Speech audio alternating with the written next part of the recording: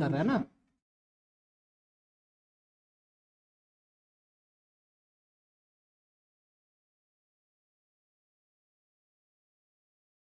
Steel क्या होता है? स्टील आयरन और कार्बन का एक एलॉय है, ठीक है ना। स्टील क्या है, इसको थोड़ा आगे बढ़ा दो ना यहाँ पर। स्टील क्या है? Steel N alloy of iron and carbon. Iron और कार्बन का एक एलॉय है कौन? स्टील, ठीक है। कार्बन का जो इसमें कंटेंट होता है ये 0.23% होता है, ठीक है ना। कार्बन कंटेंट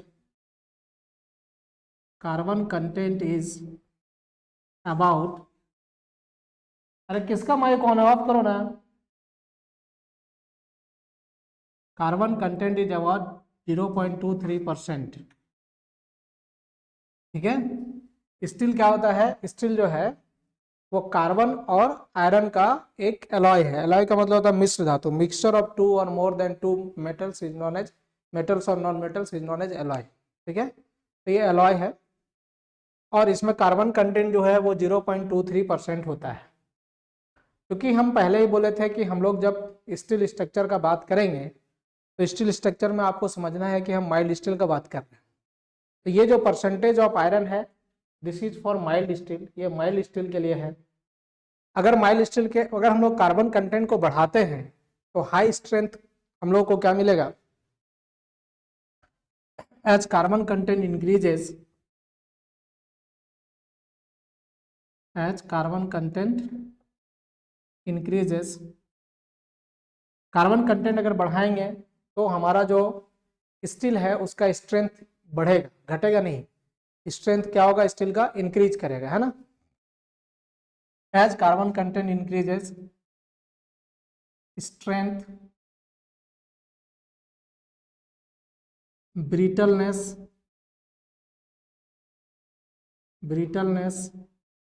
है ना। स्ट्रेंथ बढ़ेगा, ब्रिटलनेस बढ़ेगा, और क्या बढ़ सकता है?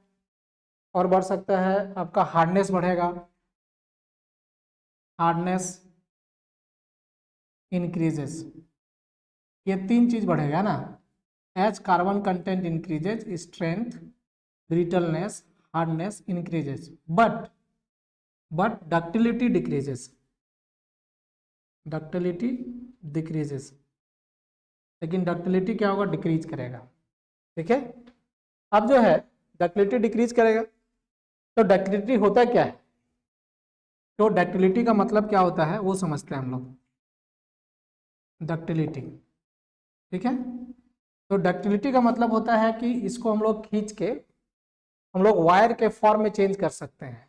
यह वह एबिलिटी होता है स्टील का जिसमें हम लोग फोर्स लगा के स्टील को बियॉन्ड द इलास्टिक रेंज हम लोग क्या कर सकते हैं, इसको हम लोग ड्रॉन कर सकते हैं, वायर में ड्रॉन कर सकते हैं, ठीक है ना।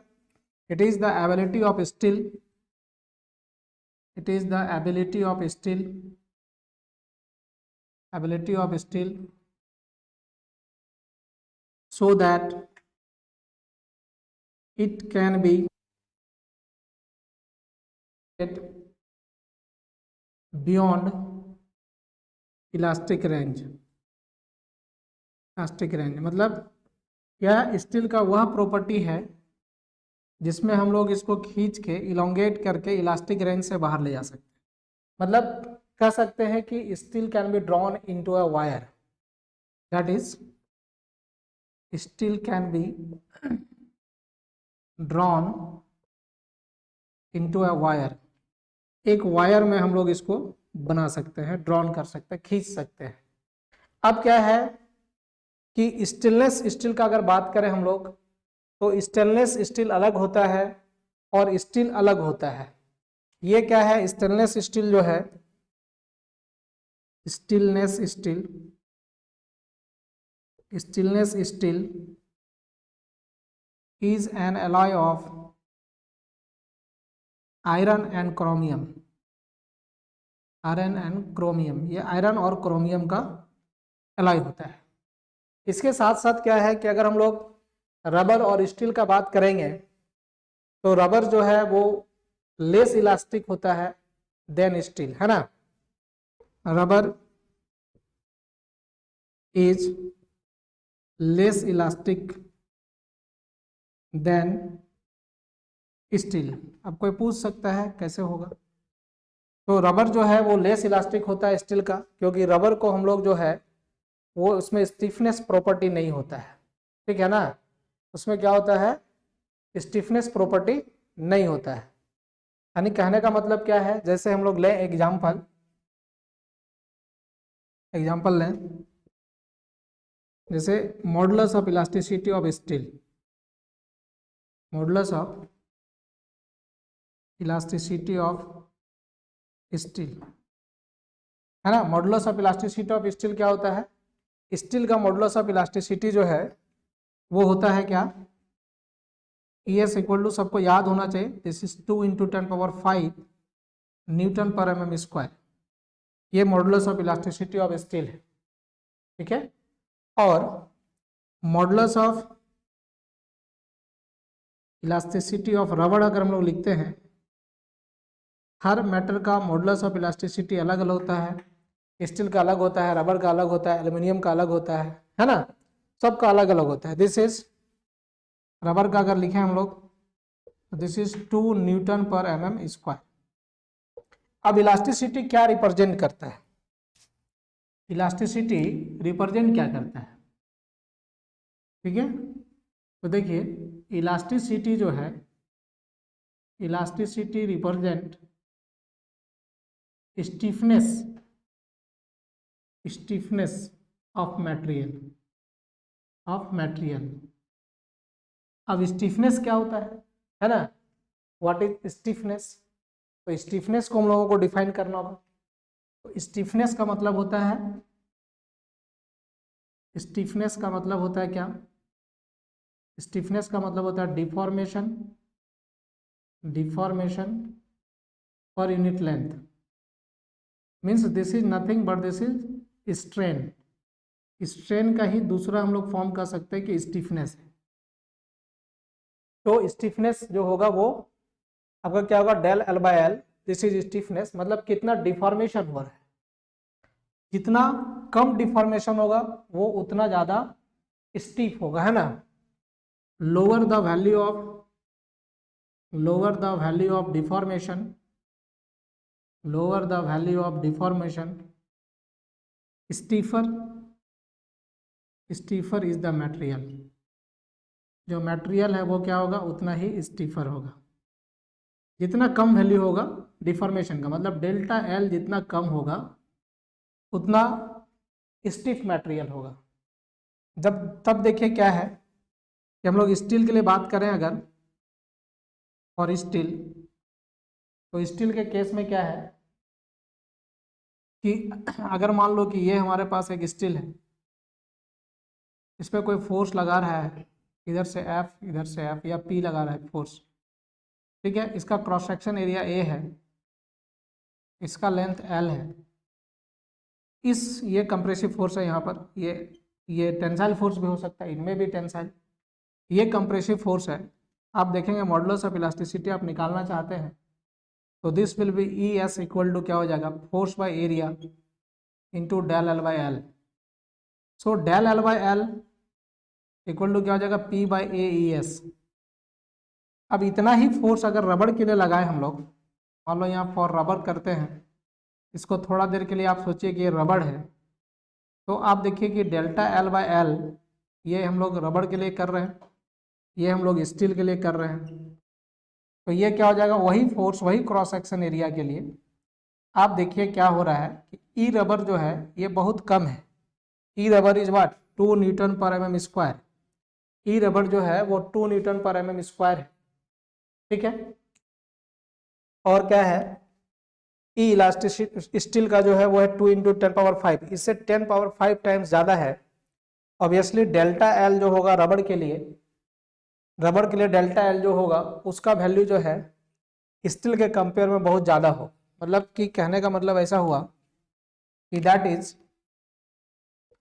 Is delta L for steel is less than delta L for रबड़। तो डिफॉर्मेशन किसका कम है? डिफॉर्मेशन स्टील का कम है। So this is more elastic than rubber. अब ऐसा नहीं कि रबड़ को खींचते हैं, खींचा जाता है, तो उसका मतलब समझना है कि वो इलास्टिक है। इलास्टिसिटी का मतलब ये है कि उस पर अगर लोड लगा के हम लोग उसको छोड़ दें तो फिर से वो अपने शेप को रिगेन कर लेता है। That property of material is known as elasticity. और ये within the elastic range हम लोग करना पड़ता है। Within the elastic range अगर हम लोग फोर्स लगाते हैं और फिर अगर फोर्स को रिमूव करते हैं और अगर मटेरियल फिर से अपने पोजीशन को रीगेन कर लेता है, then this property of material is known as elasticity. तब मटेरियल के इस प्रॉपर्टी को हम लोग इलास्टिसिटी कहते हैं। और उस फोर्स के लगने की वजह से डिफॉर्मेशन अगर ज़्यादा हो गया तो फिर क्या है कि मटेरियल अपने पोजीशन को रीगेन नहीं कर पाएगा। तो such type of material is non elastic, और कह सकते हैं कि such type of material is plastic. So steel is elastic and rubber is plastic in nature. So कह सकते हैं कि steel is more elastic than rubber. यहां तक समझ गया है? इसका एक स्क्रीनशॉट ले लीजिए।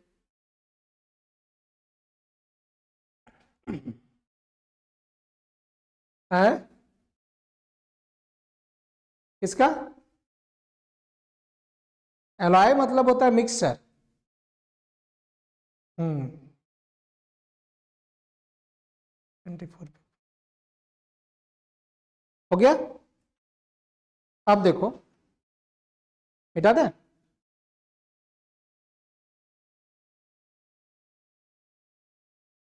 अब देखिए, बोलिए। हाँ बोलिए। इसमें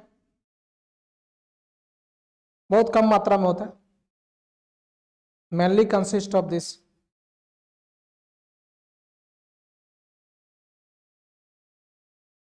अभिषेक अम्बेडकर, अभिषेक कुमार कौन है? तो पूछो तो कौन है?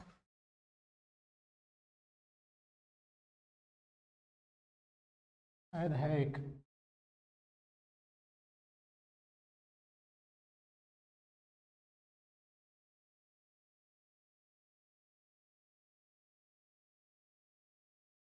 फोन नंबर मांग लो ना।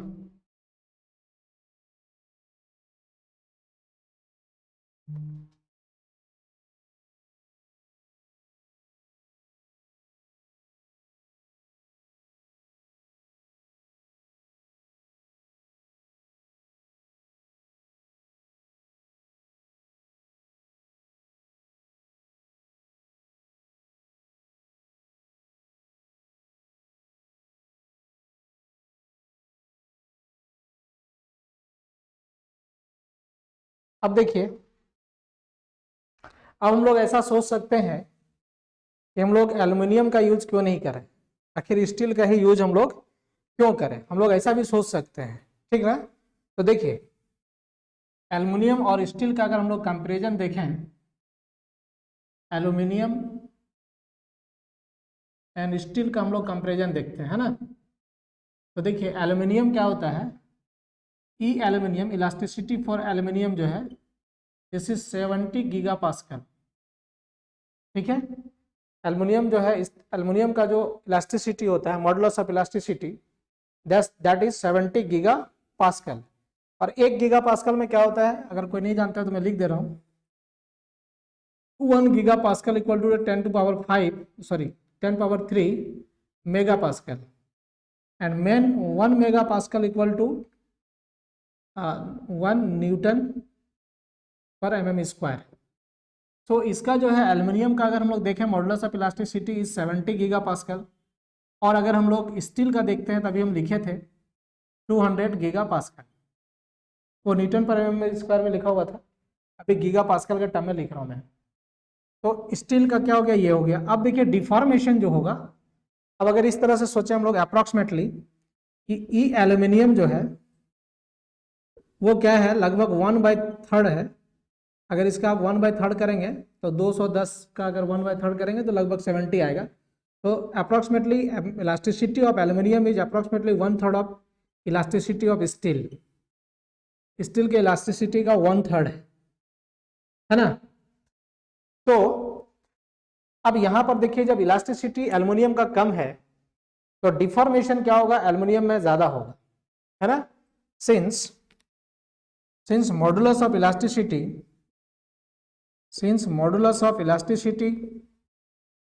modulus of elasticity of aluminium is approx 1/3 of modulus of elasticity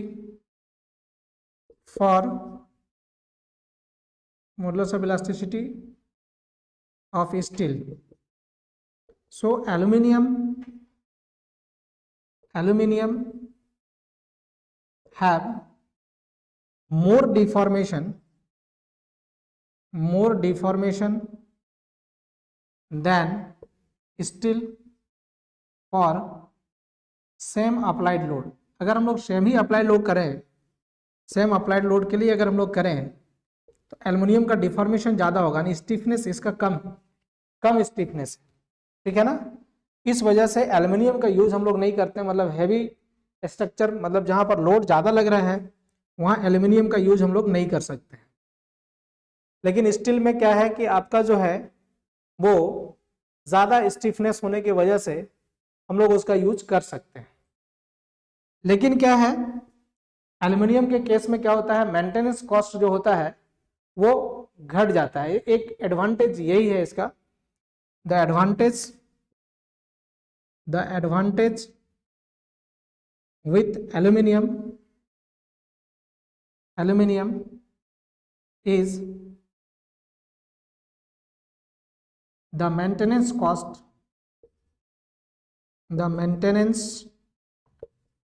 cost is very less, ये बहुत कम होगा। लेकिन कॉस्ट जो है अगर हम लोग इसको खरीदते हैं, परचेज करते हैं तो कॉस्ट ज़्यादा है, मतलब ये क्या कॉस्टली है।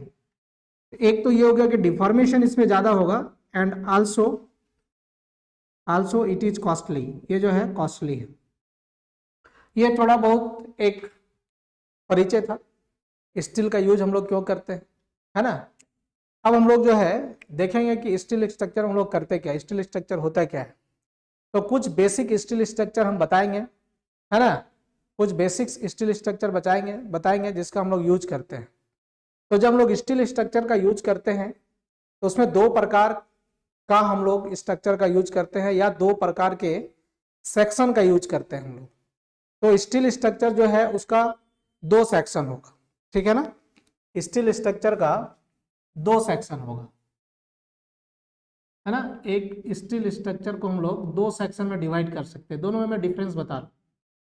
एक पहला सेक्शन हो जाएगा that is known as rolled steel section,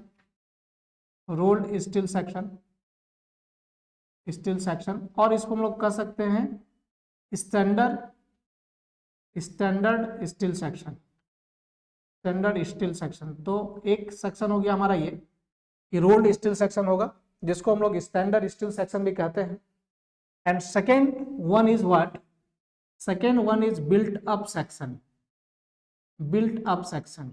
तो हमारे पास दो सेक्शन है, पहला सेक्शन जो है वो रोल्ड स्टील सेक्शन है या फिर हम लोग कहते हैं इसको standard steel section, and second one is the built up section. Second जो है हमारा बिल्ट अप सेक्शन है ना। और मैं बार बार कह रहा हूं कि आपको जब भी स्टील स्ट्रक्चर का बात करना है तो हमेशा जो है माइल्ड स्टील का यूज करना है ना, हमेशा क्या होगा,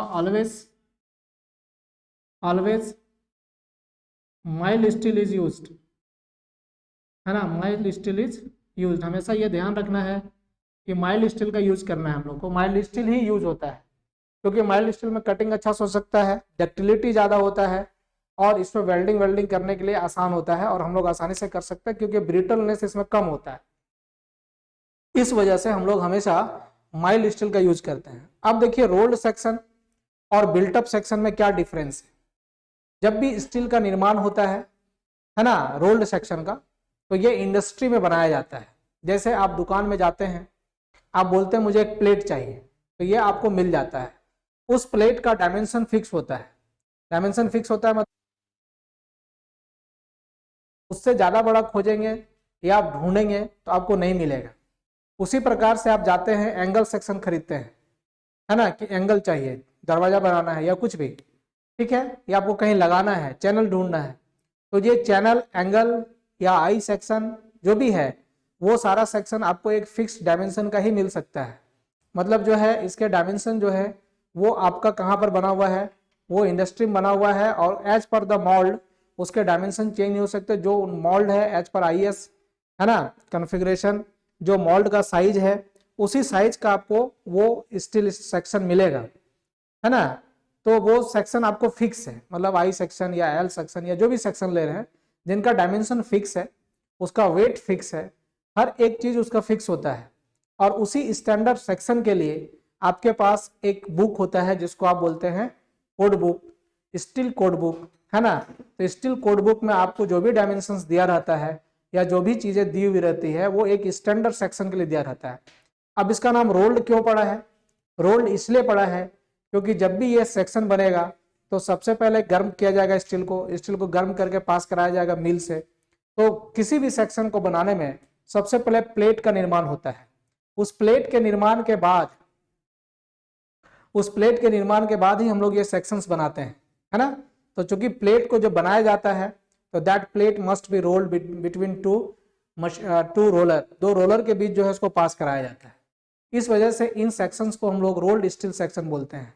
और रोल्ड स्टील सेक्शन जो होगा वो एक पार्टिकुलर शेप, साइज और वेट का ही मिलेगा।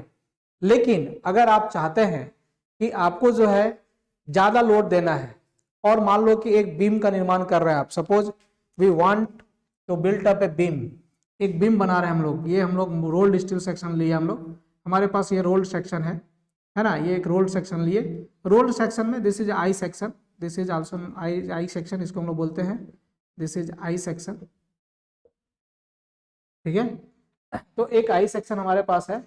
अब जो है इसका जो मैक्सिमम शेप जो मिलता है, मैक्सिमम आप अगर आई सेक्शन ढूंढना चाहते हैं, है ना, अगर मैक्सिमम शेप मैक्सिमम इसका ढूंढेंगे तो ये 800 डेप्थ का, 800 mm डेप्थ का मिलता है मैक्सिमम, है ना। ये आपको हर जगह इंडस्ट्रियल बिल्डिंग वगैरह में यूज होता है। तो मैक्सिमम ये 800 mm डायमेंशन का मिलेगा। लेकिन जब आप डिजाइन कर रहे हैं तो डिजाइन करने में आपका जो डेप्थ है, इस डेप्थ का demand as per the design और लोड, मान लो यहाँ जो लोड लग रहा है इस सेक्शन पे, उस सेक्शन पे लगने वाले लोड के अकॉर्डिंग जो है हमारा जो डेप्थ का डिमांड है, दैट डेप्थ इज मान लो कि 2000 mm, यानी 2 मीटर साइज का हमको, 2 मीटर डेप्थ का हमको एक आई सेक्शन चाहिए। तो फिर क्या है कि ये आपको मिल नहीं पाएगा मार्केट में। तो जब मार्केट में नहीं मिल पाएगा तो फिर आप क्या करते हैं, प्लेट जोड़ जोड़ के इसको बनाते हैं, है ना। फील्ड में आप कास्ट करते हैं एज पर द रिक्वायरमेंट, जो रिक्वायरमेंट है आपका उस रिक्वायरमेंट के अकॉर्डिंग आप इसका कास्टिंग करते हैं। तो कास्टिंग करेंगे तो जिस शेप, जिस डायमेंशन का चाहिए वो आपको मिलेगा। यहाँ आपको ये 2000 चाहिए तो आप यहाँ प्लेट जोड़ जोड़ के इसको 2000 बना दीजिए, फिर ऊपर से प्लेट फ्लैंक जोड़ दीजिए, तो फिर आपको क्या मिलेगा, ये 2000 mm का मिल जाएगा। तो such type of section is known as built up section and built up sections are used for the heavy loads। built up section का यूज हम लोग heavy loads के लिए करते हैं। उसी built up section को अगर हम लोग, ये कॉलम में भी होगा, ये बीम में भी होगा, कॉलम में भी अगर लोड बहुत है तो हम लोग built up section का यूज करते हैं, और अगर बीम में भी built up लोड बहुत है तो वहां पर भी हम लोग built up section का यूज करते हैं। उन built up section को अलग अलग नाम से लोग जानते हैं, जैसे गर्डर के नाम से जानता है ना, built up beam, girder beam, ये सब आप पढ़े होंगे। तो वो क्या है, वो हमने बनाए हैं फील्ड पे। So such type of section is known as built up section. तो दो सेक्शन है, पहला सेक्शन है ये फिक्स डायमेंशन में मिलेगा आपको, है ना, अवेलेबल इन फिक्स डायमेंशन। तो ये पहला हो गया अवेलेबल इन फिक्स डायमेंशन, ये फिक्स डायमेंशन में आपको मिल जाएगा। ये देखिए आज जो स्टिल शुरू हुआ है, this is the actual syllabus of JSSC JEE. Plastic analysis not included in the syllabus of JSSC JEE. JSSC JEE के सिलेबस में प्लास्टिक एनालिसिस नहीं है, लेकिन हमने पढ़ा दिए थे क्योंकि बहुत सारे लोग एसएससी एस्पायरेंट होंगे या फिर और भी एग्जाम्स देंगे तो वहाँ पर काम आएगा, बार बार तो आप कोर्स नहीं करोगे ना। तो बिल्टअप सेक्शन जो है ये हम लोग क्या करेंगे, ये जो है it may be it's dimension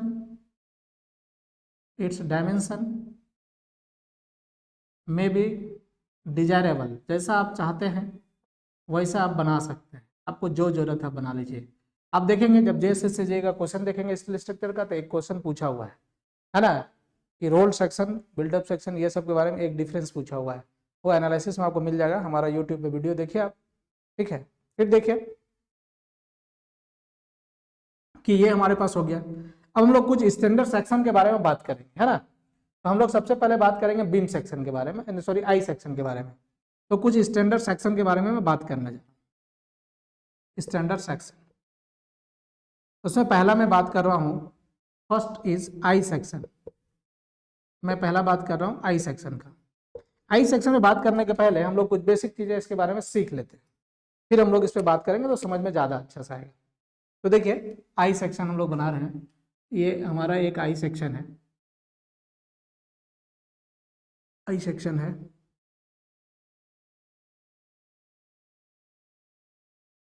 दिख रहा है?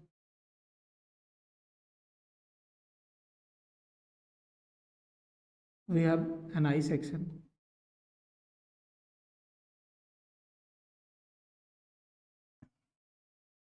आई सेक्शन में आप जानते हो this is known as flange, इसको हम लोग फ्लैंज बोलते हैं। This is also flange and this portion is known as web. So I section is the combination of flange and webs. Flange और बेब के कॉम्बिनेशन को हम लोग आई सेक्शन बोलते हैं, ठीक है। अब देखिए यहाँ पर, अब इसका अगर सेंटर ऑफ मास निकालेंगे, ये सिमेट्रिकल सेक्शन हमने बनाया है, ऊपर जो फ्लैंज का साइज है वही नीचे भी फ्लैंज का साइज है।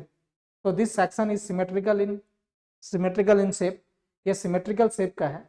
जब इसका हम लोग एनालिसिस करेंगे या इसका हम लोग सेंटर ऑफ मास निकालना चाहेंगे, तो इन the case of symmetrical section the centre of mass lies at the centre of the geometry. इस ज्योमेट्री का जो सेंटर होगा वहीं पर इसका सेंटर ऑफ मास भी लाई करेगा, ठीक है। अब देखिए यहाँ पर कि मान लो कि यहाँ पर हमारा सेंटर ऑफ मास लाई कर गया, this is the centre of mass. तो this will be Y Y axis and this will be X X axis, ये एक्स एक्स एक्सिस है, ठीक है। अभी हम लोग एक सिंपल आई सेक्शन का बात कर रहे हैं, फिर इसमें कुछ हम चेंजेस करेंगे। अब देखिए मोमेंट ऑफ इनर्शिया निकालेंगे आप, मोमेंट ऑफ इनर्शिया निकालेंगे, है ना। तो मोमेंट ऑफ इनर्शिया जब निकालेंगे आप, एक्स एक्स एक्सिस के अबाउट जब मोमेंट ऑफ इनर्शिया निकालेंगे, I X X, X X के अबाउट जब आप मोमेंट ऑफ इनर्शिया निकालेंगे, this will be more than I Y Y. ये जो है आई वाई वाई से हमेशा बड़ा होगा, आप हमेशा ध्यान रखेंगे। कुछ चीज़ों में करेक्ट करूंगा आगे चल के, लेकिन ये इन जनरल क्या होता है, moment of inertia about X X axis is always more than moment of inertia about Y Y axis. I X X जो होगा वो आई वाई वाई से बड़ा होगा, है ना। एक बार स्क्रीनशॉट लो फिर बता।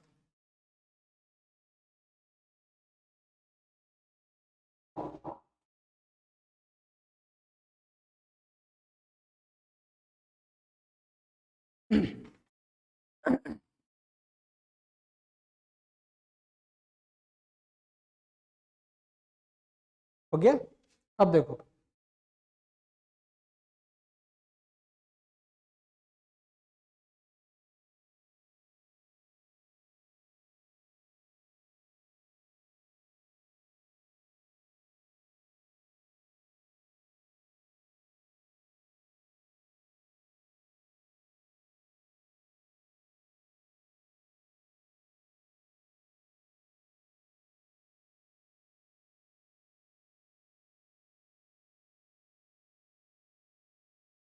अब ये समझ गए आई सेक्शन का एक प्रॉपर्टी हमने समझ लिया। पहला प्रॉपर्टी क्या समझा कि जो मोमेंट ऑफ इनर्शिया होगा अबाउट एक्स एक्स एक्सिस, वो जो है वो मोर देन होगा about Y Y axis. Second things क्या है कि जब इसका हम लोग बेंडिंग स्ट्रेस डायग्राम बनाएंगे, तो ये कुछ इस प्रकार से बेंडिंग स्ट्रेस डायग्राम बनेगा। This will B bending stress diagram, bending stress diagram. उसी प्रकार से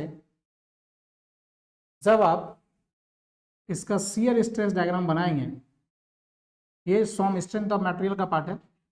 अब इसका जब शियर स्ट्रेस डायग्राम बनाएंगे, तो वो डायग्राम आपको कुछ इस प्रकार से मिलेगा।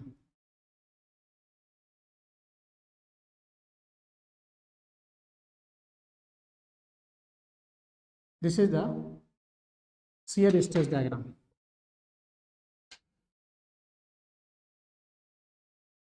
So we have two diagram, bending stress diagram and shear stress diagram. तो शियर स्ट्रेस डायग्राम देखिए इस तरह से बनता है इसका, आप ये स्ट्रेंथ ऑफ मेटेरियल में पढ़ेंगे, ठीक है, आप पढ़े भी होंगे पहले। तो यहाँ पर देखिए आप कि जो बैंडिंग मोमेंट है, यानी ये बैंडिंग स्ट्रेस डेवलप कहाँ से हुआ, बैंडिंग मोमेंट से डेवलप हुआ।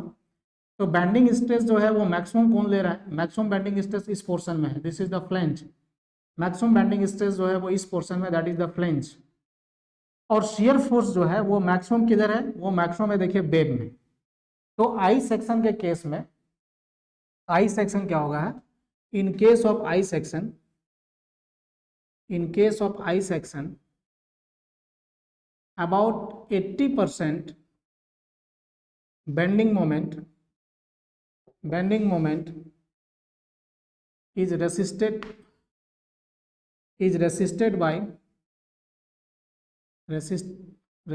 by flange, and remaining 20%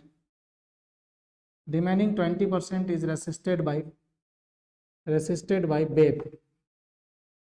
ठीक है, ये बहुत फ्रीक्वेंटली आस्क्ड क्वेश्चन है, बहुत पूछा जाता है। सेकेंड थिंग्स क्या है कि the 95% of shear force resisted by web and 5% of shear is resisted by flange. तो ये हमेशा याद रखेंगे, ठीक है। अब ये आई सेक्शन डिफरेंट टाइप्स के होते हैं, है ना। इसका टाइप्स अगर देखें हम लोग, तो टाइप्स में आप देखिए पहला होगा ISJB, Indian standard joist beam, ठीक है, this is Indian standard joist beam. Second one is ISLB, Indian standard light beam. Full form भी पूछता है, ध्यान रखेंगे, Indian standard light beam. Next one is ISWB, Indian standard white flange. ISMB भी एक होगा, ISMB, Indian standard medium flange beam, medium beam, flange beam. फिर क्या होगा, ISWB, Indian standard wide flange beam. and last one is ISHB, Indian Standard Heavy Beam। So we have 5 types of I section। I section हम लोग यहाँ 5 type का हम लोग generally steel में यूज करते हैं as per the rolled steel section, जो हमारे पास रोल्ड स्टील सेक्शन है उसके अकॉर्डिंग, है ना। एक बार स्क्रीनशॉट लो फिर बताता हूँ मैं।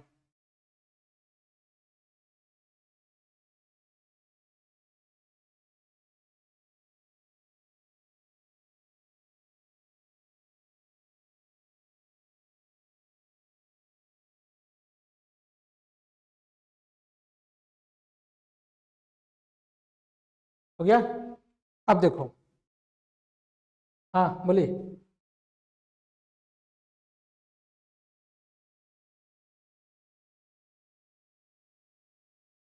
इंडियन स्टैंडर्ड, हाँ हाँ हाँ हाँ,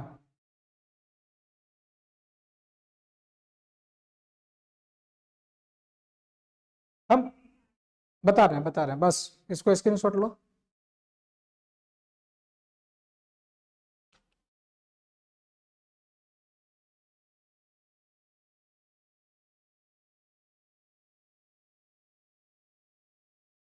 अब देखिए,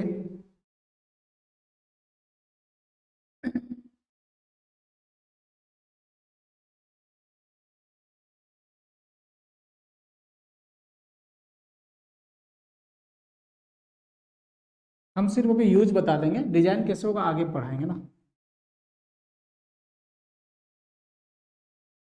अब देखिए यहाँ पर जो है ISJB and ISLB,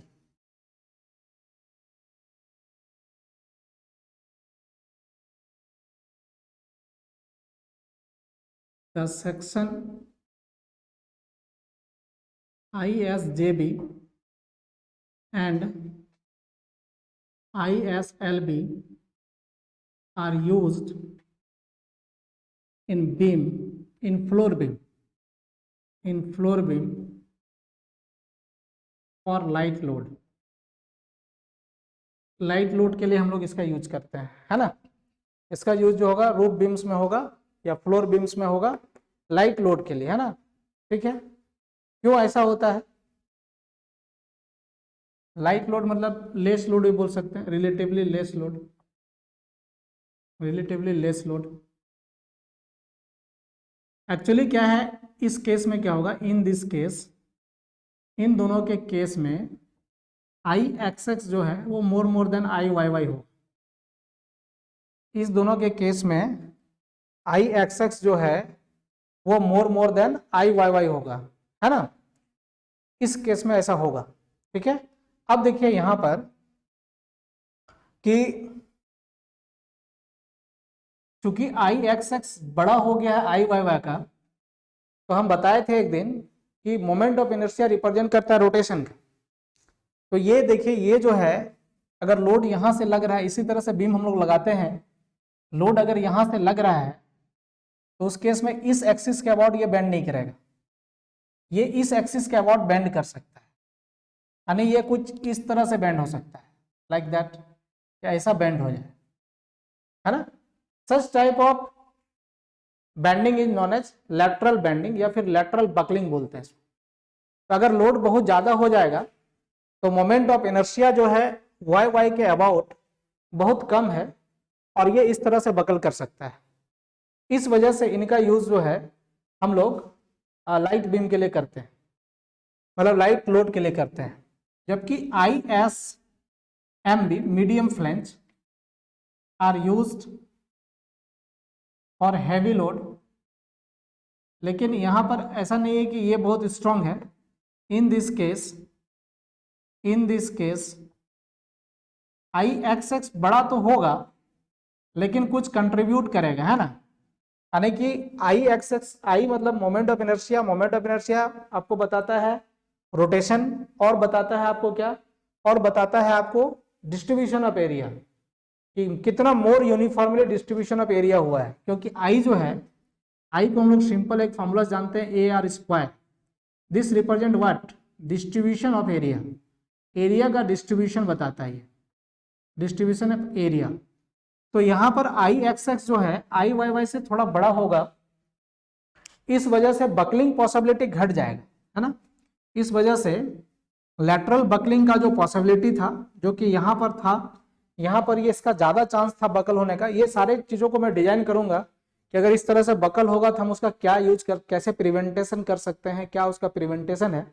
we have different methods जिसको हम लोग फ्लेक्सरल मेंबर में जानेंगे। लेकिन यहाँ पर देखिए ये बकल जो है इसको हम लोग कह रहे हैं क्या, lateral buckling. This is known as lateral buckling, इसको हम लोग लैटरल बकलिंग के नाम से जान रहे हैं। इस केस में चूंकि IXX जो है बड़ा तो है लेकिन इसके तरह नहीं, यहाँ पर बहुत ज्यादा बड़ा था, इसलिए Y के अबाउट जो है लैटरल बकलिंग का पॉसिबिलिटी बहुत ज्यादा था।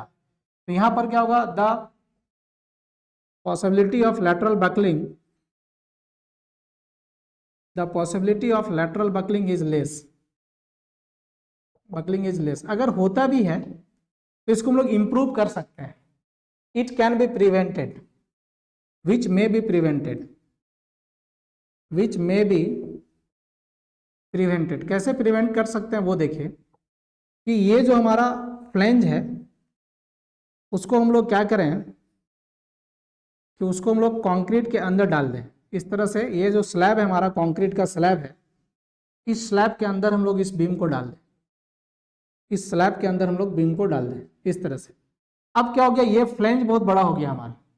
अगर हम सिंपल इस तरह से बीम के ऊपर, अगर हम लोग इस बीम के ऊपर सिंपल एक ऐसा हम लोग स्लैब रखते हैं, तो ये फ्लैंज का लेंथ नहीं बढ़ रहा है, फ्लैंज का एरिया नहीं बढ़ रहा है, लेकिन जब इस फ्लैंज को इम्बेडेड कर दे रहे हैं हम कंक्रीट के अंदर, तो इसका एरिया बढ़ जा रहा है। एरिया बढ़ने से आई वाई वाई जो है वो इंक्रीज करेगा, एक्स एक्स भी इंक्रीज करेगा ना, रिलेटिवली आई वाई वाई ज्यादा इंक्रीज करेगा। तो which may be prevented by lateral restraining the flange. इस तरह के प्रोसेस को हम लोग बोलते हैं लैटरल रीस्ट्रेनिंग। अब देखिए ISWB and ISHB are used in column because देखिए कॉलम में दोनों तरह का पॉसिबिलिटी है। कॉलम जब आप लगाते हैं, कॉलम को जब बनाते हैं आप, उस पर जब लोड लगाते हैं वो किसी भी डायरेक्शन में बकल कर सकता है, आइदर एक्स डायरेक्शन में और वाई डायरेक्शन में। तो हम लोग उस पॉसिबिलिटी को बचाने के लिए हम लोग दोनों ही डायरेक्शन में मोमेंट ऑफ इनर्शिया को बराबर करने की कोशिश करते हैं। और जब हम लोग बिल्टअप कॉलम पढ़ेंगे तो हम सिखाएंगे कि किस प्रकार से उसको इक्वलाइज करते हैं। लेकिन रोल्ड स्टील के सेक्शन में सिर्फ यही दो सेक्शन हमारे पास होगा जिसका यूज हम लोग एज ए कॉलम कर सकते हैं, बिकॉज कि आई एक्स एक्स जो होगा, moment of inertia about X X and moment of inertia about Y Y, ये अप्रोक्सीमेटली सेम होगा। So this sections are used for column. इस सेक्शन का यूज हम लोग कॉलम के लिए करते हैं। Now take a screenshot.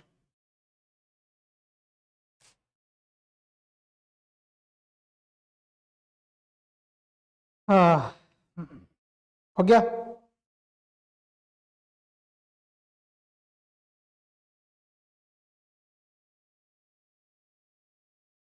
हम लोग देखते हैं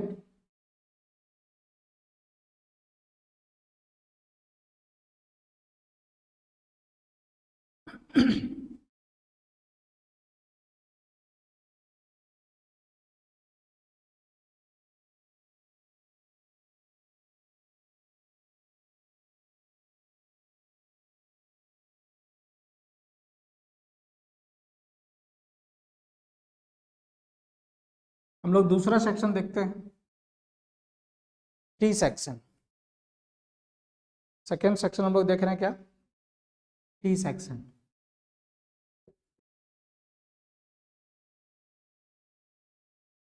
इनका यूज हम लोग फर्नीचर में करते हैं, है ना। टी सेक्शन का यूज जो है वो फर्नीचर फैब्रिकेशन में किया जाता है। It is used in fabrication of furniture. इसके अलावा इसका यूज हम लोग और भी करते हैं। It can be also used in purlins. Purlins के केस में हम लोग करते हैं। What is purlins? पर्लिन्स क्या है? तो पर्लिन्स जो है वो रूफ सपोर्टिंग बीम है ना, रूफ सपोर्टिंग बीम। जब रूफ होगा इंडस्ट्रियल बीम में, इंडस्ट्रियल बिल्डिंग के केस में हम लोग पर्लिन्स का यूज करते हैं। अभी हम सिर्फ एक लाइन लिख दे रहे हैं, आगे तो पढ़ना है। ये देखिए क्वेश्चन भी पूछा हुआ होगा जेएसएससी में। It is roof supporting beam. ये रूफ सपोर्टिंग बीम है। अब ये क्या है? T section can resist biaxial bending. ये बाई एक्सियल बेंडिंग को दोनों डायरेक्शन से अगर बेंडिंग हो रहा है एक्स और वाई दोनों से, तो उसको ये रेसिस्ट कर सकता है। अब टी सेक्शन के कुछ टाइप्स हैं, है ना। सारे टाइप्स का यूज इन्हीं सब चीजों में होगा, इनका कोई अलग अलग यूज नहीं है। पहला है ISN, बाई एक्सियल बेंडिंग, ठीक है। ISNT, Indian standard normal T bars. इसको हम लोग बोलते हैं Indian standard normal T bars. दूसरा है हमारे पास ISST। देखिए नाम सब में यहाँ कुछ वर्ड और लिखा हुआ रहेगा और उसके मीनिंग्स मतलब उसके फुल फॉर्म कुछ और होंगे, है ना। Indian standard long legged T bars. अब देखिए यहाँ पर कहीं एल है ही नहीं, यहाँ SST लिखा हुआ है। तो इस तरह का आपको दे देगा कि ISST ये किसको किस प्रकार से रिप्रेजेंट करते हैं, इसका फुल फॉर्म क्या है ना। तो आपको ये सब चीजें याद रखनी चाहिए कि ISST का मतलब क्या है, ISNT का मतलब है, उसमें तो समझ में भी आ रहा है नॉर्मल टी बार है, लेकिन इसमें तो कुछ समझ में ही नहीं आ रहा है ना। ISWT Indian standard wide T bars, तो यहाँ पर भी ठीक है, समझ में आ गया कि ISWT, W represent for white. उसी तरह से होगा ISLT Indian standard light T bars. तो दीज आर टी बार्स, और ये सारे टी बार्स का यूज जो है इन सब चीजों के लिए किया जाएगा, पर्लिन्स में या फैब्रिकेशन ऑफ फर्नीचर्स के केस में ही किया जाएगा। अब देखिए एंगल्स, ठीक है, एंगल्स, इसको हम लोग ISA बोलते हैं, Indian standard angles, Indian standard angles. इसका यूज बहुत जगह होता है। Standard angle, Indian standard angle मतलब एंगल्स का यूज हम लोग बहुत सारे चीज में करते हैं, बहुत सारे फैब्रिकेशंस में करते हैं, ठीक है ना। ये दो प्रकार का होता है, angles having two types, equal leg angles, equal legs angle, और दूसरा क्या होगा, unequal leg angle, unequal legs angle. Equal leg angles, और इसको एल सेक्शन भी बहुत लोग बोलता है, like that this is an angle, ये एक एंगल है, ठीक है ना। अच्छा एक चीज और बताना था, ठीक है बता देते हैं। जैसे हम लोग अभी बीम का देख रहे थे, तो जैसे आई ISLB लिखे थे, ये कहीं कहीं लिखा रहता है 300, ये 300 जो है ना, इट रिप्रेजेंट डेप्थ, ये भी क्वेश्चन पूछा हुआ है, इट रिप्रेजेंट्स डेप्थ। उसी तरह यहाँ जो भी लिखा रहेगा 200 500 कुछ भी, तो वो क्या रिप्रेजेंट करेगा, उसका डेप्थ रिप्रेजेंट करेगा ना, ध्यान रखेंगे। वो पूछता है कि व्हाट 300 रिप्रेजेंट व्हाट। तो जैसे देखिए इक्वल एंगल्स, इक्वल एंगल्स मतलब क्या हुआ कि इनके दोनों तरफ जो साइड्स होंगे, ये जो लेग्स होंगे, these are known as legs, इनको लेग बोलते हैं हम लोग। तो ये जो लेग होगा ये दोनों सेम सेम साइज का होगा, ये 100 mm अगर है तो ये भी 100 mm का होगा। तो दीज आर इक्वल एंगल्स, इसका थिकनेस होगा अपना, थिकनेस मान लो 10 mm है, तो these are equal leg angles, मतलब दोनों लेग्स जो होंगे वो इक्वल होंगे। अनइक्वल लेग एंगल्स का मतलब क्या हुआ, या अनइक्वल एंगल्स भी बोल सकते हैं आप। इसमें क्या होगा कि एक एंगल जो होगा, एक लेग जो होगा वो बड़ा होगा, है ना, दिस इज 150 mm, यानी दोनों एंगल अलग अलग साइज के होंगे, दिस इज 100 mm। तो so this is unequal angles. इसके अलावा एक और एंगल हमारे पास होता है, that is known as bulb angles, bulb angles. Bulb angles कुछ इस प्रकार का होता है, ये इस शेप का होता है, ये इस तरह से बना हुआ रहता है, this is known as bulb. ये क्या करेगा, इट इंक्रीजेज स्टिफनेस, बल्ब जो है वो क्या करता है, इट इंक्रीजेज स्टिफनेस, ये क्या करेगा, स्टिफनेस को बढ़ाता है। And bulb angles are used, bulb angles are used in ship building, ship का स्पेलिंग गलत लिख देगा, इन शिप बिल्डिंग्स, जहाज बनाने में हम लोग इसका बल्ब एंगल्स का यूज करते हैं। ये क्वेश्चन बहुत बार पूछा हुआ होगा, बार बार पूछा होगा, बल्ब शिप बिल्डिंग में कौन सा एंगल का यूज करते हैं, तो शिप बिल्डिंग में हम लोग बल्ब एंगल्स का यूज करते हैं। एक बार स्क्रीनशॉट लीजिए।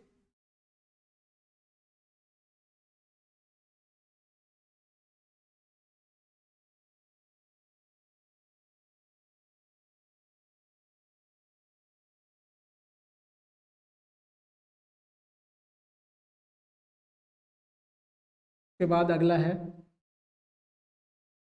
चैनल्स।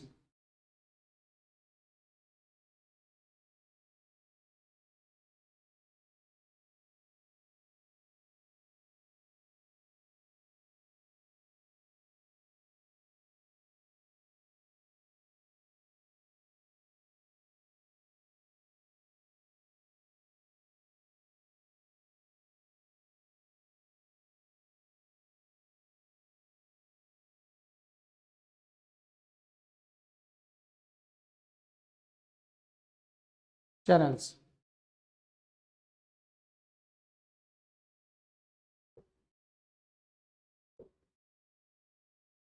ये चैनल हो गया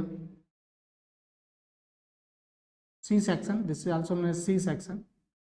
इसका ये डेप्थ हो जाएगा, क्योंकि इसमें दो फ्लैंज है इसलिए हम लोग रिवेट या वेल्ड करना चाहते हैं तो वो आसानी से इन दोनों चैनल्स पे, दोनों फ्लैंज पे कर सकते हैं।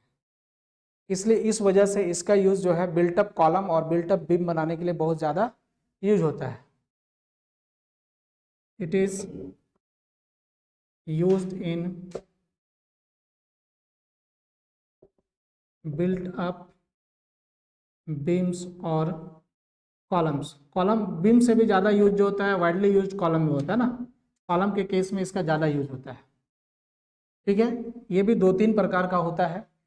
पहला ISJC, ISJC Indian standard joist channel, joist channel. ठीक है, एक हो गया ISJC।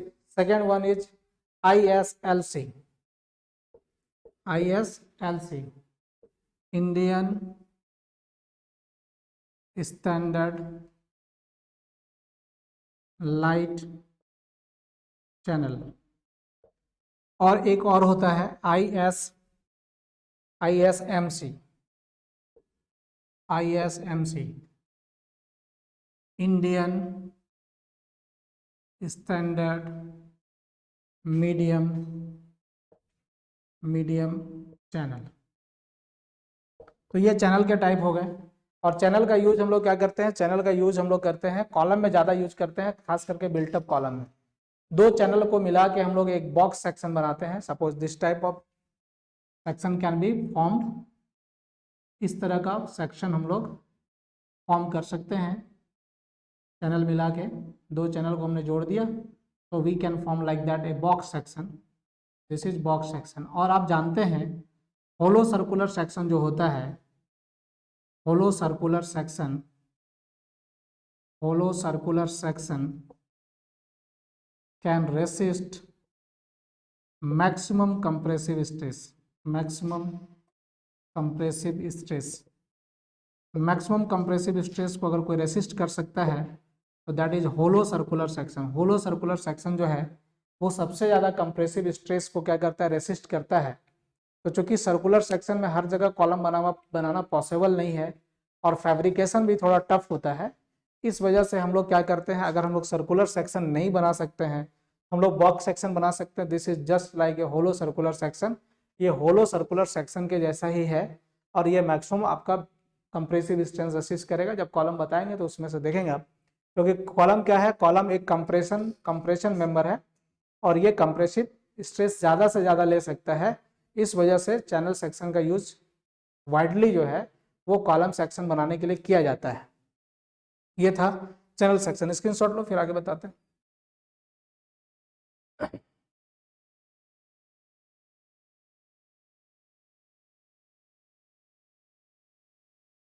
ठीक है, अब फ्लैट्स।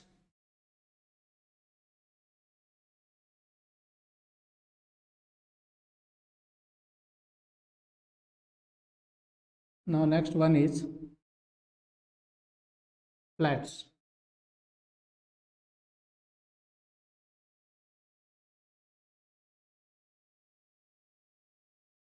फ्लैट्स का यूज जो है it is used as lacing and battening member. Battening, अब लेसिंग और बैटनिंग क्या होता है, लेसिंग और बैटनिंग कॉलम में यूज होता है। दो सेक्शन को एक साथ जोड़ने के लिए हम लोग लेसिंग और बैटनिंग का यूज करते हैं। लेसिंग का मतलब इंक्लाइंड और बैटनिंग का मतलब हॉरिजॉन्टल मेंबर्स। जैसे मान लेते हैं दो कॉलम, जैसे हम लोग बॉक्स सेक्शन बनाए थे तो मान लो कि हम लोग उसको सामने से देख रहे हैं, फ्रंट व्यू देखेंगे तो आपको फ्लैंज नज़र आएगा, सिर्फ फ्लैंज नज़र आएगा आपको। ये दो मेंबर्स जो है, ये दो चैनल सेक्शन है या आई सेक्शन है, जो भी सेक्शन है चैनल सेक्शन मान लो, इन ये दो को मिला के हम लोग एक कॉलम बना रहे हैं लाइक दैट। अगर इसको हम लोग टॉप व्यू देखें तो कुछ ऐसा नज़र आएगा। ये दो चैनल सेक्शन को हमने मिला लिया और एक कॉलम बना रहे हैं, बट जब इसको हम लोग कॉलम सेक्शन बना रहे हैं तो दोनों के बीच एक गैप आ गया। इस गैप को जोड़ने के लिए हम लोग इस तरह से फ्लैट्स लगाते हैं। अगर इंक्लाइन लगेगा तो ये लेसिंग मेंबर कहलाएगा, अगर ये हॉरिजॉन्टल लगेगा तो ये बैटनिंग कहलाएगा, है ना, बैटेन कहलाएगा। तो फ्लैट्स का यूज़ जो है लेसिंग और बैटेन के रूप में किया जाता है।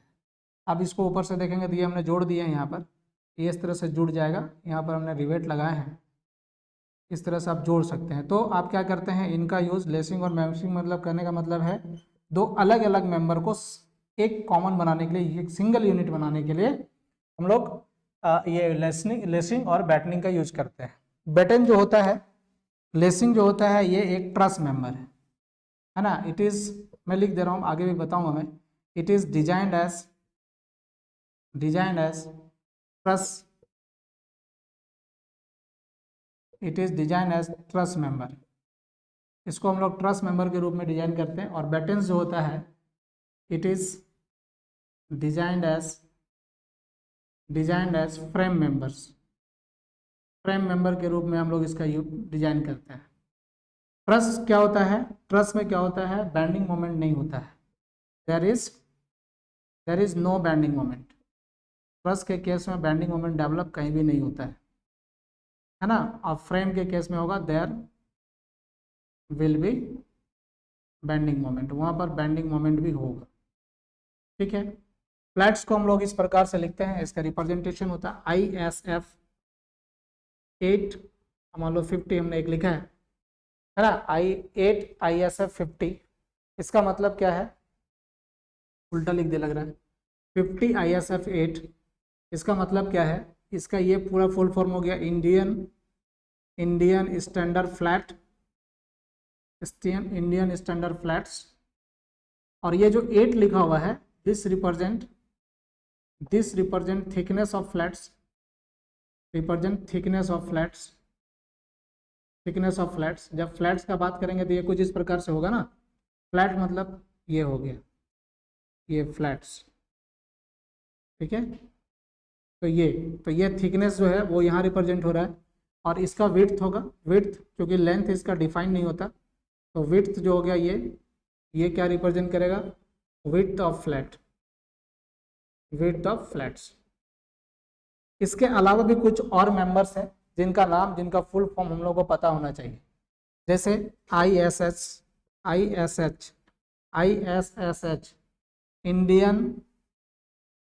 इंडियन स्टैंडर्ड सीट, है ना, इंडियन स्टैंडर्ड सीट। उसी प्रकार से होगा ISPL Indian standard plates, ISPL Indian seats. तो आप जानते हैं सीट्स का यूज आप दरवाजा बनाने में करते हैं, सीट्स का यूज आप रूफ में करते हैं, बहुत जगह सीट का यूज है ना। तो ISPL इंडियन स्टैंडर्ड प्लेट्स, इसका यूज कैसे करेंगे, used as gusset plate, gusset plate क्या होता है, एक स्मॉल प्लेट होता है जो कनेक्शन के लिए यूज होता है ना, यूज्ड इन कनेक्शन में यूज होता है। आगे बताएंगे कैसे होता है, वो अभी आप लिख लीजिए। तो एज ए गैसेट प्लेट हम लोग ISPL का यूज करते हैं, या बेस प्लेट भी यूज कर सकते हैं, गैसेट प्लेट या बेस प्लेट जो भी, और लिख देते हैं। और बेस प्लेट उसी प्रकार से हो गया ISRO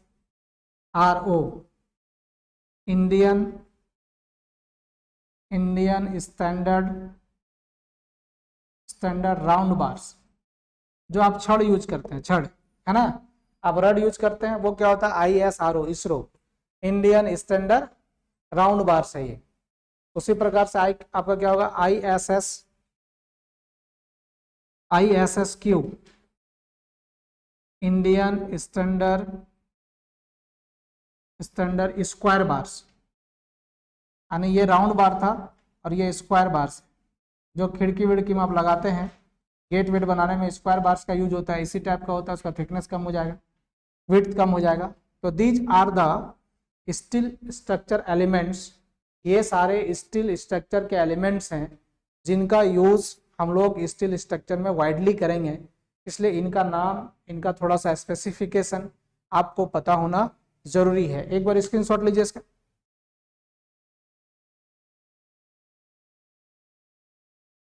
क्या क्या क्या क्या किसका किसका थिकनेस? फ्लैट का? और फ्लैट का देखो, हम फ्लैट दिखा देते तुमको अभी, हम मेरे पास सर नहीं है। ये देखिए, ये फ्लैट्स है, ये फ्लैट्स हो गया, ये लंबा हो जाएगा, फ्लैट्स हो गया है ना। ये इसका थिकनेस है और ये इसका विड्थ है। This is width and this is the thickness. अब इसका लंबाई बढ़ा दीजिए आप, क्योंकि लंबाई ये फिक्स नहीं होता है, ये 2 मीटर 3 मीटर 5 मीटर ऐसा फ्लैट मिलता है आपको, इसलिए लेंथ नहीं होता है इसका। जो भी डिजाइन हो, मतलब जब भी इसका रिप्रेजेंटेशन होगा थिकनेस और विड्थ में होगा। This is the flats.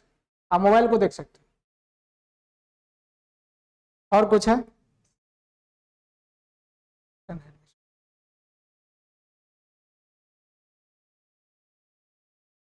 और किसी को डाउट है?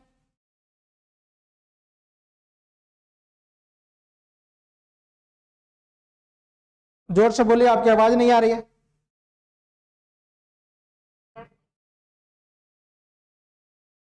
फ्लैट का यूज होता है, लेकिन दोनों का डिजाइन अलग अलग होता है। कॉलम पढ़ाएंगे, उसमें बताएंगे क्या? ठीक है, थोड़ा सा स्क्रीनशॉट लीजिए आप लोग।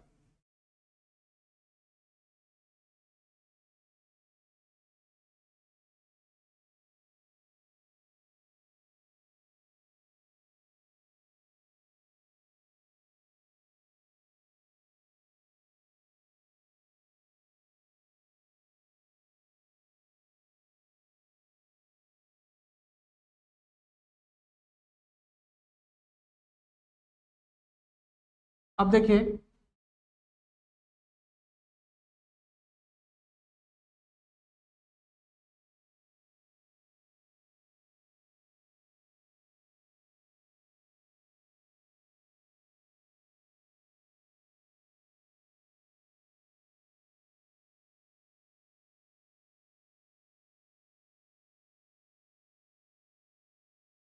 अब हम लोग कुछ बातें सीख लेते हैं।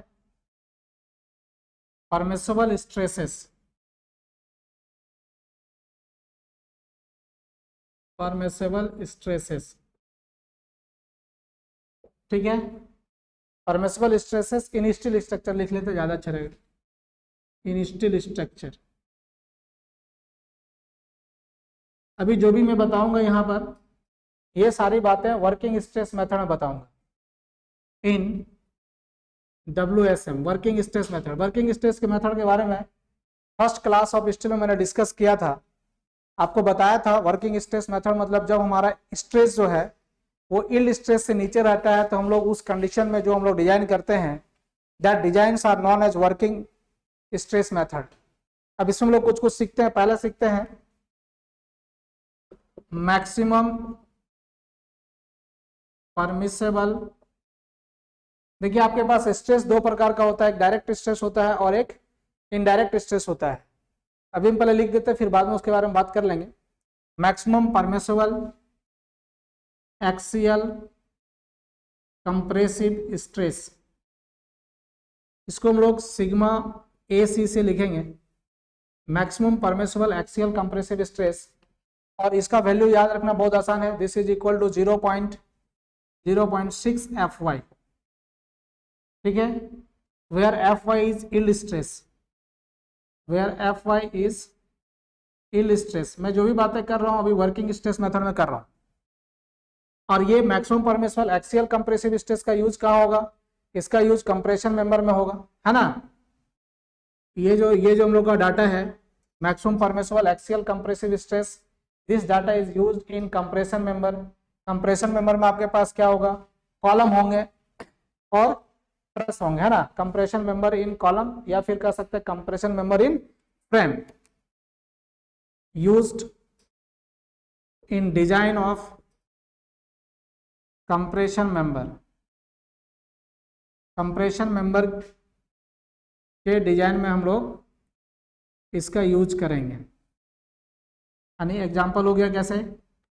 कॉलम्स, या फिर ऐसा बोल सकते हैं ट्रस और फ्रेम दोनों में कॉलम होता है, इसलिए सिर्फ कॉलम लिख देते हैं, अच्छा रहेगा। Second one is the maximum permissible axial tensile stress, इसको हम लोग रिप्रेजेंट करेंगे सिग्मा 80 से, and this is also 0.6 Fy। आपको हमेशा ये ध्यान रखना चाहिए कि जब एक्सियल लिखा रहेगा, when axial word is used in the case of permissible stress, तो हमेशा आपको जो है परमिशेबल स्ट्रेस जो either in the case of tension or in the case of compression it will be 0.6 Fy। ठीक है, तो इसका यूज कहाँ करेंगे, इसका यूज करेंगे हम लोग टाई मेंबर में, टेंशन मेंबर में, है ना, used in design of tension member, tension member में हम लोग इसका यूज करेंगे। Third one is maximum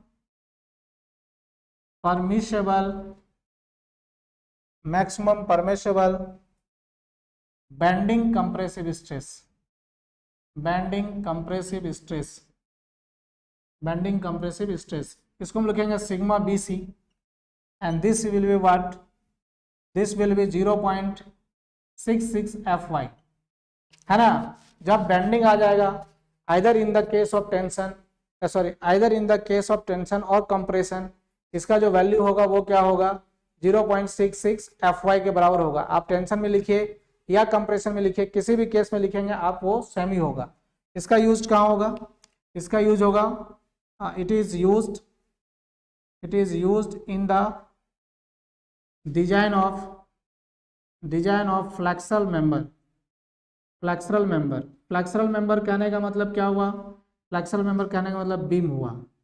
beam में कर सकते हैं, बिल्ट अप बीम में कर सकते हैं, गर्डर में कर सकते हैं, आप कहीं भी इसका यूज कर सकते हैं, गर्डर में, बीम में, बिल्ट अप बीम में, यानी जो भी फ्लेक्सरल मेंबर होगा वहां पर हम लोग इसका यूज कर सकते हैं। फिर चौथा क्या आपका, मैक्सिमम परमिशेबल, ये सब याद करना, ये कोड बुक से है ना, maximum permissible bending tensile stress,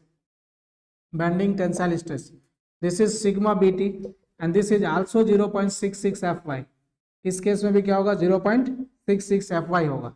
अब ये भी फ्लेक्सरल मेंबर में चूंकि टेंशन डेवलप होता है, so this is also used in flexural member, ठीक है ना। इसके अलावा लिख सकते हैं हम लोग क्या, मैक्सिमम परमिशेबल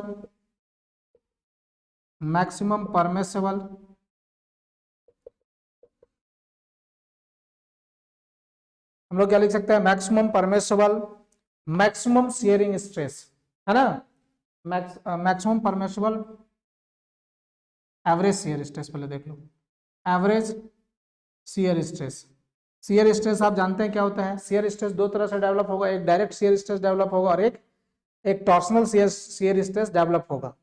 तो ये जो वैल्यू देख रहे हैं हम लोग, maximum permissible average shear stress, this is equal to 0. इसको हम लोग टाउ AB से रिप्रेजेंट करेंगे, टाउ AB या टाउ AB सिर्फ लिखो, 0.4 Fy, है ना। एक बार स्क्रीनशॉट लीजिए।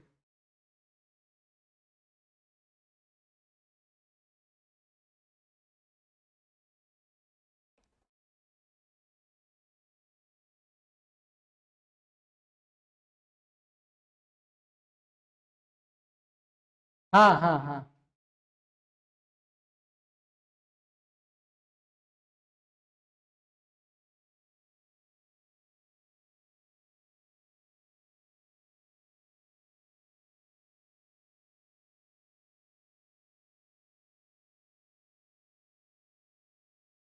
फिर नेक्स्ट है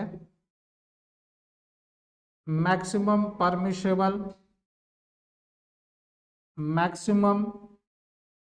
shear stress, maximum this was average, ये एवरेज था और हम लोग बात कर रहे हैं मैक्सिमम का, तो दिस विल बी 0.45 टाउ भी मैक्सिमम कर देते हैं, दिस विल बी 0.45 Fy। फिर सातवां है मैक्सिमम परमिशेबल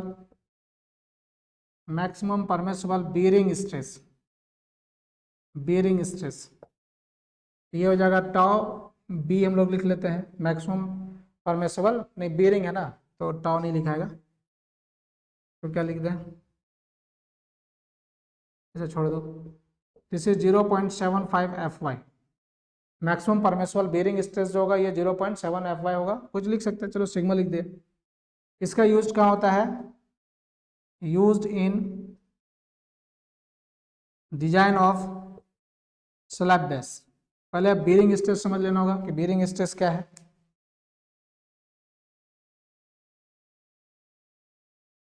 ये सब कोड बुक है और आपको ये याद रखना चाहिए।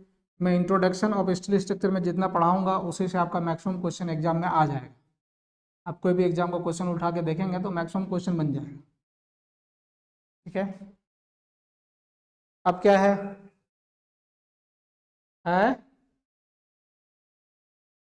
टेंशन मेंबर का एग्जांपल जिसमें तनाव लग रहा होगा, ऐसा बहुत सारा टाई मेंबर हो सकता है जो कि रूप ट्रस में बनाते हैं, बहुत जगह हो सकता है। ब्रिज में हो सकता है, ब्रिज ट्रस में हो सकता है, ट्रस में कंप्रेशन टेंशन दोनों होता है। बेरिंग स्ट्रेस क्या है, bearing stress actually it is nothing but it is a compressive stress. ये एक कंप्रेसिव स्ट्रेस ही है। तो कैसा कंप्रेसिव स्ट्रेस, जैसे मान लेते हैं एक हमारे पास यहाँ पर है कुछ स्लैब रखा हुआ है, यहाँ पर एक कोई हम लोग के पास और दूसरा मेंबर है, इस पर हम लोग लोड लगा रहे हैं, ये पूरा कंप्रेशन में है, लेकिन यहाँ पर जो स्ट्रेस डेवलप होगा, कॉन्टैक्ट पे जो स्ट्रेस डेवलप होगा, ये कितना बियर कर सकता है इसको, दैट इज बियरिंग स्ट्रेस। तो ये जो कॉन्टैक्ट पे जो स्ट्रेस लगेगा दैट इज बियरिंग स्ट्रेस। ये कहाँ डेवलप होगा हमेशा, it is always develop at contact में ही डेवलप होगा जब भी डेवलप होना होगा।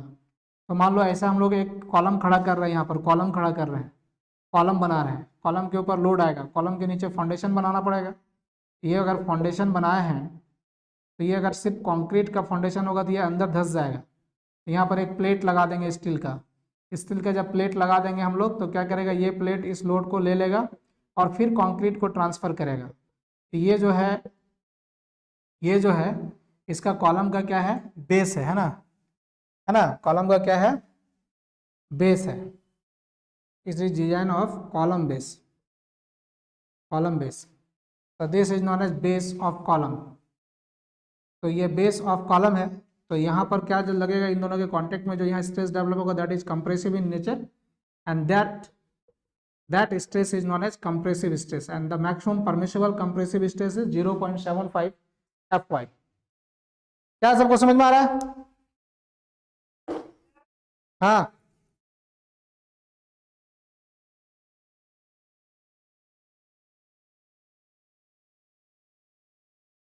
नहीं वो सब नहीं देखना, डिजाइन करेंगे कॉलम बेस का, अभी परेशान नहीं होना ज्यादा,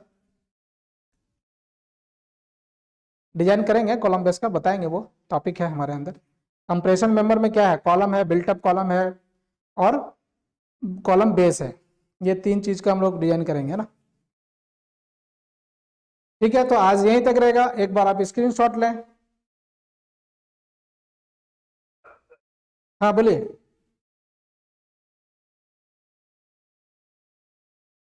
यहाँ पर bearing it is nothing but it is a compressive stress। बहुत दिन बाद आज हो रेगुलर।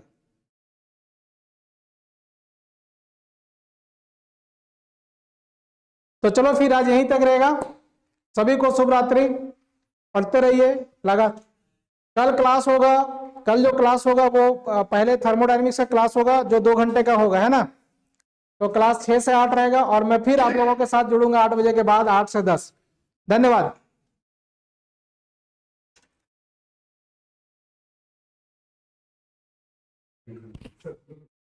टेंशन नहीं ली कल पे, सब सोच रहे थे छुट्टी रहेगा कल।